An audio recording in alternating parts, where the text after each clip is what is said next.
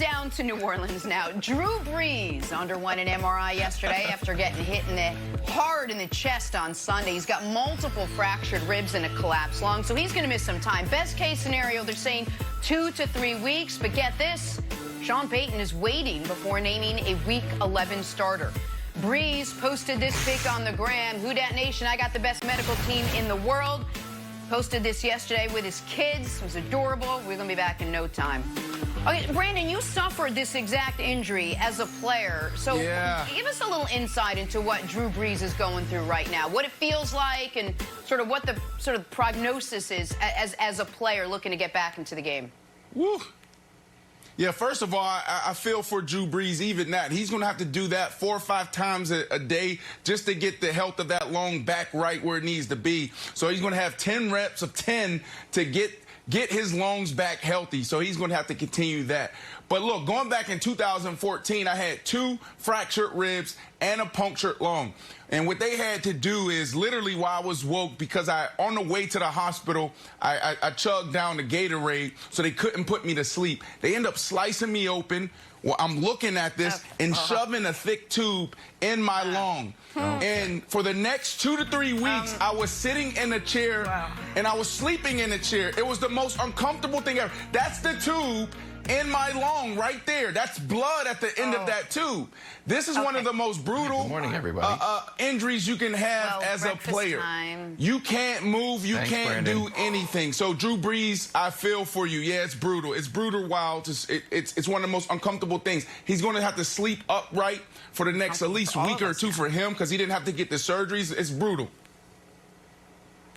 Wow. Well, Brandon, thank you for laying that all out in very detail. That sounds actually that sounds awful. You think? I don't know how else to say it. Well, listen, remember last year Saints lost Drew Brees for 6 weeks. They didn't miss a beat with Teddy Bridgewater in there. So, Nick, let me send it to you. The Saints still make the playoffs with Brees out this time around. If it's 2 to 3 weeks best, if it's 4 to 6 weeks. Insulted. The other reason I'm insulted is because you guys, the whole pre-show, were like, hey, we can only ask Brandon what it's like to have cracked ribs and a punctured lung.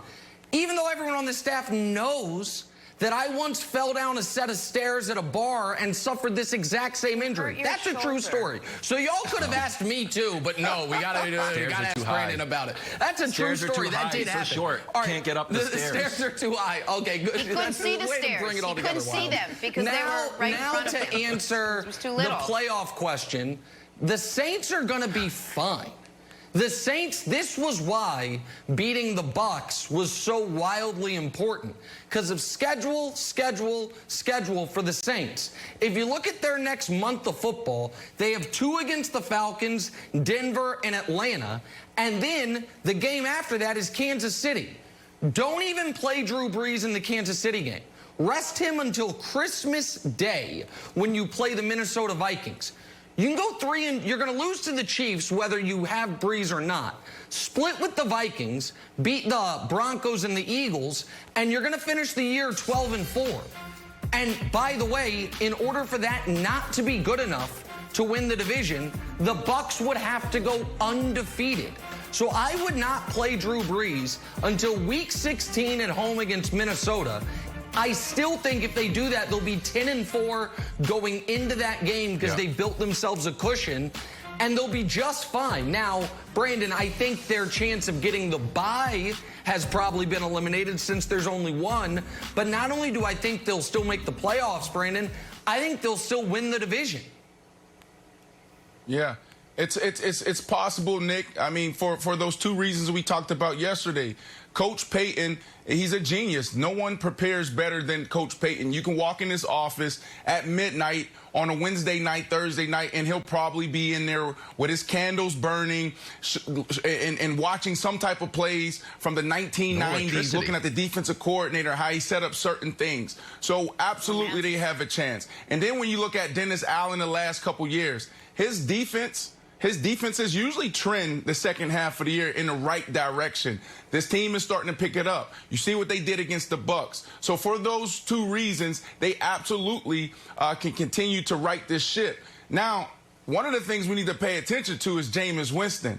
I don't know about you guys, but I'm excited to watch this kid. The kid has all the skills he needs, but he just needs to protect the ball. So coming in and sitting behind Drew Brees and watching him prepare every single day, how he approaches practice, how he approaches watching film, how he approaches leading, how he approaches game day. What does he dress? How does he dress when he comes to game day? You have to think that is super beneficial for this kid. So Drew Brees and Coach Payton mentoring this kid could be a recipe for success. It has to be. So if Jameis Winston came in with the right attitude, we can see this guy come in and make an impact right away. Brandon, you missed the best storyline in all of sports.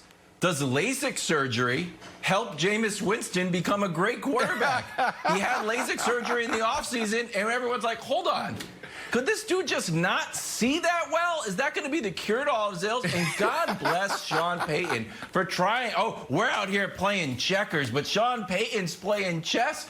Sean Payton's like, I'm not going to name a quarterback. You don't know what I'm up to. Maybe I'm going to play the quarterback that threw for 5,000 yards last year and 30 touchdowns and played the entire second half when Drew Brees went down. Or maybe I'm going to play Taysom Hill, the guy who this year has thrown for, let me check my notes, 186 yards over 9 games. Who knows? Sean Payton. Whoa, the palace intrigue coming out of New Orleans. I'm here for it. Wild. Yes. Do you know what those 186 yards represent that he's thrown for this year? More than half of his career total. And I'm glad you mentioned Taysom Hill, because we are now in the 2nd straight year where Drew Brees is going to miss around a month of football, and the Saints are not even considering starting Taysom Hill. So I'll say, Jenna, what I said yesterday once again. No, he's not. 1185 Avenue of the Americas, New York, New York, for all the apologies. For all the apologies for this crap I've taken for 2 years for saying Taysom Hill is a 30-year-old gadget player and not a starting quarterback. Because you know who agrees with me? Sean bleeping Payton, America. He's who agrees with me, Jenna. Oh, only maybe, since he has yet to name a Week 11 starter. Only maybe. Let us get back to basketball now.